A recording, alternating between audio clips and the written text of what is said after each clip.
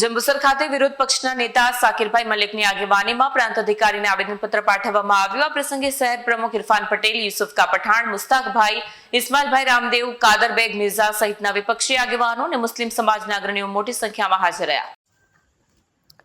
જંબુસર ખાતે વિરોધ પક્ષના નેતા સાકિરભાઈ મલિકની આગેવાનીમાં પ્રાંત અધિકારીને આવેદનપત્ર પાઠવવામાં આવ્યું। આ પ્રસંગે શહેર પ્રમુખ ઇરફાન પટેલ, યુસુફકા પઠાણ, મુસ્તાકભાઈ, ઇસ્માઇલભાઈ રામદેવ, કાદરબેગ મિર્ઝા સહિતના વિપક્ષી આગેવાનો અને મુસ્લિમ સમાજના અગ્રણીઓ મોટી સંખ્યામાં હાજર રહ્યા।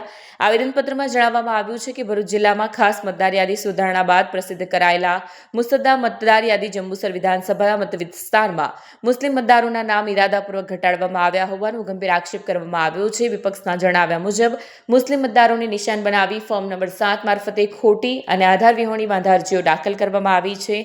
આવેદનમાં વધુમાં ઉલ્લેખ કરવામાં આવ્યો છે કે મતાધિકાર લોકશાહીનો આધારસ્તંભ છે અને તે ભારતના બંધારણ દ્વારા નાગરિકોને આપવામાં આવ્યો છે। કોઈપણ નાગરિકનો મતાધિકાર મનમાની રીતે દૂર કરી શકાય નહીં। જો કોઈ મતદાર સામે વાંધો હોય તો સરકાર દ્વારા નક્કી કરેલી કાયદેસર પ્રક્રિયા મુજબ પહેલા નોટિસ આપવી, જરૂરી દસ્તાવેજો માંગવા અને યોગ્ય તપાસ બાદ જ નિર્ણય લેવો જોઈએ। જંબુસર શહેર તથા તાલુકાના મુસ્લિમ સમાજના અગ્રણીઓએ પણ ન્યાયસંગત કાર્યવાહી કરવાની અને મતદારોના અધિકારોનું રક્ષણ કરવાની માંગ કરી હતી। वीडियो जर्नलिस्ट विवेक पटेल साथे सत्या टीवी न्यूज़ जंबूसर। तारीख 17/1/2026 रोज भाजपना કેટલાક કિસમોએ એક ચોક્કસ સમાજને ટાર્ગેટ બનાવીને મામલતદાર તેમજ નાયબ કલેક્ટર શ્રી સાહેબને ફોર્મ નંબર 7 ભરી અને રજૂ રાખેલા છે। આ જે ફોર્મ નંબર 7 ભરીને જે રજૂ રાખેલા છે એની અંદર કાયદા દ્વારા જે નક્કી કરવામાં આવેલા એવિડન્સ ડોક્યુમેન્ટ દસ્તાવેજી જે પુરાવા છે તે પુરાવા કોઈ પણ જાતના રજૂ રાખેલા નથી।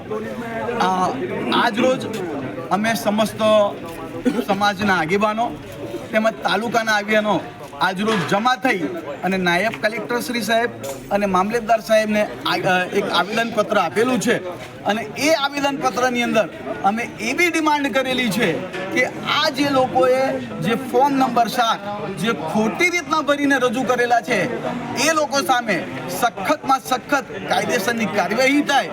અમે અમારી રીતના જે કાર્યવાહી કરવાની છે એ અમે કરીશું। અમે એમની સામે એફઆઈઆર પણ દાખલ કરાવીશું અને હાઈકોર્ટની અંદર પીઆઈએલ પણ દાખલ કરીશું।